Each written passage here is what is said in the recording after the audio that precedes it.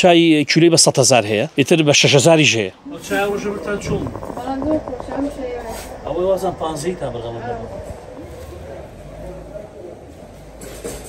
من ناوم علی ڕەشیدە دوکانم لە کەرکووک لە جووت قاوە ئەو با بڵێن حەلواتچیەکان پیشەم چای فرۆشتنە لەم پیشەیە ئەتوانین بڵێن من زیاتر لە 30 ساڵ زیاتر لە نەوتەکان و ئیشی تیاکەم چای باشتەوێ خۆت دەتوانی هەڵی بژێری بۆندارتەوێ بێبۆنتەوێ هێلدارتەوێ عەتردارتەوێ ئەو چای کە خۆت حەز لێ دروستەکەین چایەکانیشی تر بە جۆرەی سعرێتی هەیە هەرزان هەیە وەسەط هەیە گرانتر چای باش چای سیلانیە وەکو چای سیلانی بابەتی کە دروست نابێتەوە زیاد لە 200 جۆرە چایم هەیە زۆریشی تێکەڵی خۆمە چایەکانیش سیلانیە و نەوعی زۆرە بۆندار و هێلدار و گوڵدار و عەتردار و بێبۆن بۆنێکی تێری لێ خۆی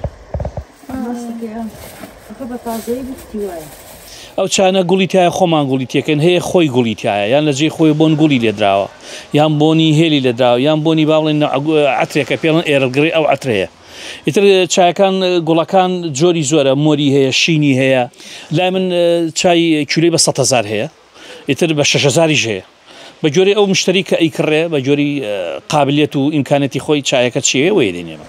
یعنی چی شەڕێ ینی تۆ مەسەن بوون من ئەوە زەی لە 100 تا 100 لە 100 تا 5 من مشتریم زۆرە بە فەزلی خوا چایخانم هەیە مەطعەمم هەیە ماڵم زۆرە قەزا و ناحیەم زۆرە لە دەروی کەرکووکی مشتریم زۆرە داواشم لێکەن بۆ گەیاندن بۆ دەرەوە شاری کەرکووک هەمە بۆ گەیاندن ئەو جۆرانەشەیە باشترین چای سەحی سەوزە بەڵام ئەبێ چای سەوز لەگەڵا شتیکە نەخۆی تۆ کەتەوێت زەعیڤی شیرینی و شتە بێت تەرکەی بەڵام خواردنی هەموو کەسێ ناتوانێت بیخوا چای سەوز تایبەتێکی خۆی هەیە خواردنی تۆزێ ئێمە چکە فێری چای سەوز دەبووینە هەر چای ڕەشە خۆین چای سەوز خواردنی با بڵێن تۆزێ قورسە بەڵام من هەمە میوەمان لەگەڵادانەوە لە جێ خۆیت میوەی لەگەڵایە چای سەوزەکە بە تاب و خۆش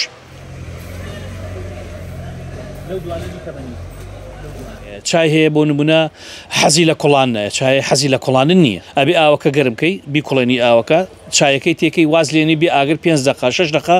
هەتا چایەکە با بڵێن ئیسراحەتەکە دەمەنێ ئەو کاتە تام و ڕەنگ دەداتێ چایەکە ئەو جۆرانە مثل مجموعەی چای هەیە لە دەروی وڵات دێ بۆ من لە عێراقان نییە خۆم داوای خۆم کردووە لە عێراقانی بەس لای خۆمەوە چایە